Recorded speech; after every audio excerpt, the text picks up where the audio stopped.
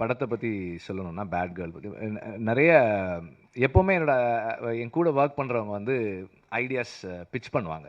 வந்து இப்படி ஒரு ஐடியா இருக்குது, இப்படி ஒரு ஐடியா இருக்குது. And I'm very harsh critic. And sometimes also இது கதை நல்லா இருக்குது, பட் இது படமாகாது. சம்டைம்ஸ் ஆல்சோ ஒர்க் ஆகலை. And to come and tell me an idea, அவங்களுக்கு அவ்வளோ கரேஜ் தேவைப்படும். அவ்வளோ கரேஜ் தேவைப்படும். அது மீறி வந்து சொல்லுவாங்க. சொன்னால் நான் நல்லா இல்லைன்னு சொல்லுவேன். மோஸ்ட் ஆஃப் த டைம்ஸ் அப்படி தான் சொல்லுவேன். அண்டு எடுத்த உடனே சொல்லனாலும் கொஞ்சம் நாள் கழித்து சொல்லிடுவேன். அது மாதிரி தான் இருக்கும் எப்போவுமே.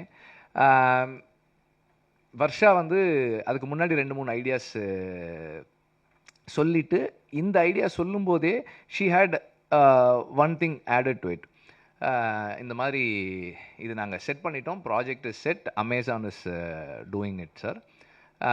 ஒரு ஒரு ப்ரொடக்ஷன் ஹவுஸ் தான் கேட்குறாங்க அப்படின்னு தான் வந்தது. ஸோ இந்த படத்துக்குள்ளே வந்து கடைசியாக வந்தது நான் தான். ஸோ கடைசியாக வந்து சேர்ந்தது நான் தான். எல்லாமே more or less it was all set. அவங்க வந்து ஸ்கிரிப்டு ஓகே பண்ணிட்டாங்க, ப்ராஜெக்ட் ரோல் ஆக போகுது. அப்போது ஒரு ப்ரொடக்ஷன் ஹவுஸ் வேணும் அப்படின்னும் போது தான் கிராஸ் ரூட் வந்து ஆல்ரெடி கதை எனக்கு தெரியும். ஆனால் இந்த ப்ரொடக்ஷனுக்குள்ளே நான் வர்றது அப்படின்றது கடைசியாக தான் நாங்கள் வந்தோம். இப்போ எல்லாமே செட் பண்ணியாச்சு. ஒரு ப்ரொடக்ஷன் ஹவுஸ் வேணும் அப்படின்னும் போது ஐ ரெடிலி செட் ஓகே, கிராஸ் ரூட்டே அந்த ப்ரொடக்ஷன் ஹவுஸாக இருக்கட்டும். அதுக்கப்புறமா வந்து சில காரணங்களால் Amazon did not take it forward. அவங்க அந்த நேரத்தில் நிறைய சேஞ்சஸ் பண்ணதால் அது எடுத்துகிட்டு போகலை. தென் அனுராக் வந்து அப்போது இங்கே சென்னைக்கு வந்திருந்தார். அந்த நேரத்தில் வந்து இந்த ஸ்கிரிப்டை பற்றி பேசணும், சேர்ந்து பண்ணலான்னு சொல்லி பேசி அப்படி தான் ஸ்டார்ட் ஆச்சு அது. தென் அந்த நேரத்தில் அவங்களுக்கும் வந்து வேறு வேறு ப்ராஜெக்ட்ஸ் போயிட்டு இருந்ததால் அவங்க அந்த ஒரு 2-3 பேர் இருந்தது வந்து அனுராக் தனியாக அது கம்பெனியாக மாறும்போது கொஞ்சம் டைம் எடுத்துச்சு. அதனால் கிராஸ் ரூட்டே இதை பண்ணிடுவோன்னு சொல்லி ஸ்டார்ட் பண்ணோம். ஸோ கடைசியாக தான் நாங்கள் வந்து சேர்ந்தோம். இட் வாஸ் ஒரு ப்ராஜெக்டாக அசம்பிள் ஆன ஒரு ஃபிலிம் தான்.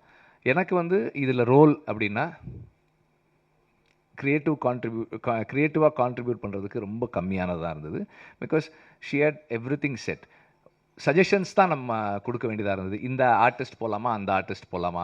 அண்ட் இனிஷியலாக வந்து 2-3 ஆர்டிஸ்ட் இருக்கும்போது எனக்கு கொஞ்சம் டவுட்ஸ் இருந்தது. அண்ட் சரி மாற்றி பண்ணலாமா, நம்ம அப்போது சொல்கிறத கரெக்டாக கேட்டுக்கிட்டு அதை தனக்கேற்ற மாதிரி மாற்றி பண்ணக்கூடிய ஸ்கில் வந்து வர்ஷா கிட்ட நிறைய இருக்குது. And through out the filming process the whole team supported her. அவங்க டீம் வந்து வர்ஷாக்கே அவ்வளோ டவுட்டுன்னு தெரியல, அந்த டீம் வந்து கொஞ்சம் கூட டவுட்டே இல்லாமல் வர்ஷா ஒரு the best director of the கண்ட்ரின்ற மாதிரி தான் அந்த டீம் ஃபுல்லாகவே ஒர்க் பண்ணாங்க. They all had so much of commitment. And all my boys also, other boys also, எல்லாருக்குமே வந்து இந்த ப்ராஜெக்ட் நல்லா வருதுன்றதுல பெரிய நம்பிக்கை இருந்தது. எனக்கு இதில் பெரிய ஆச்சரியம் வந்து ஃபஸ்ட் டே நான் ஷூட்டிங் போயிருக்கேன், ஷூட்டிங் ஆரம்பிக்கும் போயிருக்கேன். அன்றைக்கி தான் நான் முதல் முறையாக அவங்கள சாந்தி பிரியமாவை பார்த்தேன்.